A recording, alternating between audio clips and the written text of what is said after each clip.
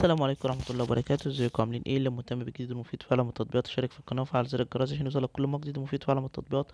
في القناة عندي اضرب التطبيقات الحديثة اللي بتسهل لك حياتك اليومية والتطبيقات الفيك وكمان التطبيقات الهاكر. النهارده ان شاء الله مع شرح تطبيق جديد واسمه DNA لانشر. التطبيق ده مساحته 7 ميجا و7 من 10 وحمله اكتر من 5 مليون شخص. التطبيق ده تطبيق خاص بالخلفيات الخاصة بالموبايل بتاعك. بتقدر من خلال التطبيق ده ان انت تعمل خلفيات مختلفة، تعمل الايقونات بتاع التليفون بتاعك بشكل مختلف. تقدر ان انت تحط الايقونات جوه بعضيها، تقدر ان انت تفتحها، تقدر ان انت تطلع الايقونات بعيدة عن بعض، تقدر تعمل اشكال مختلفة للايقونات، تقدر تعمل اشكال مختلفة لسطح المكتب او لشكل الشاشة بتاع الموبايل بتاعك.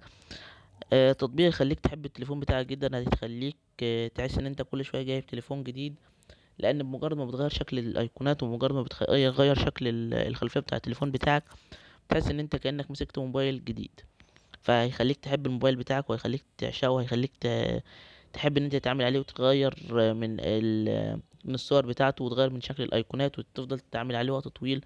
والايقونات بتبقى عليه نازله كتيره جدا وبينزل للتطبيقات تحديثات مستمريه. كل شويه بينزل تحديثات بيخلي شكل الموبايل افضل وشكل الايقونات احسن، وتخليك ما تزهقش ولا تمل من الموبايل بتاعك ولا من شكل الموبايل بتاعك. ده الغرض من التطبيق وده فايدة التطبيق. مشكلة التطبيق ده ان هو بيتضمن اعلانات وبيطلب منك الاشتراك وشراء التطبيق، بالاضافة لان التطبيق بيكون باللغة الانجليزية ومفهوش لغة عربية ولا لغات متعددة كتير.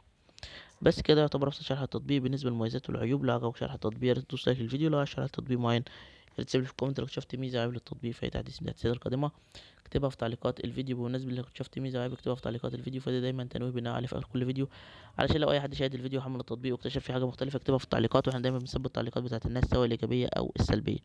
الكلام ده بنقوله ليه؟ بنقوله عشان بعض الناس اللي تخش تشوف الفيديوهات اللي موجودة على القناة وتلاقي وتحمل التطبيق وتلاقي التطبيق فيه حاجات مختلفة، تقول لك انتوا ليه مش شايلين كل الحاجات الايجابيه، ليه مش شايلين كل الحاجات السلبيه.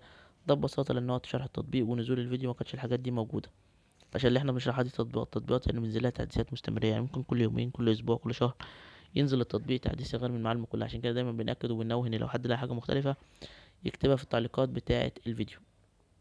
اما لو انت دخلت على القناه ولقيت فيديوهات موجوده على القناه بقالها فتره طويله وخايف ان انت تحمل التطبيق اللي يكون فيه حاجات مختلفه، انت ممكن تكتب لي في تعليقات الفيديو او تراسلني على الفيس او على ماسنجر على الاكونت باسمه راجع برامج، تقول لي اشرح لي التطبيق ده مره كمان وانا انزل لك شرح مفصل ومبسط للتطبيق، مميزاته وعيوبه وازاي بيشتغل وازاي بتشترك عليه وازاي بتلغي الاشتراك وكل حاجه عن التطبيق.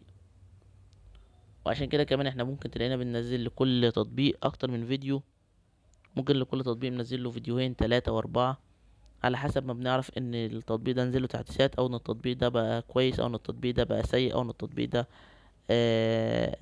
التحديثات بتاعته وقفت او اي حاجه عن التطبيق. فاحنا بننزل على طول تحت فيديوهات للتطبيقات، حتى لو اكتر من فيديو للتطبيق، بس علشان لو في حاجه مختلفه الناس تعرف، والناس يعني لما تيجي تحمل التطبيق تبقى عارفه ان التطبيق ده كويس او ان التطبيق ده وحش او ان التطبيق ده فيه مشاكل او اي حاجه هم عايزين يعرفوها. وشكرا، سلام عليكم.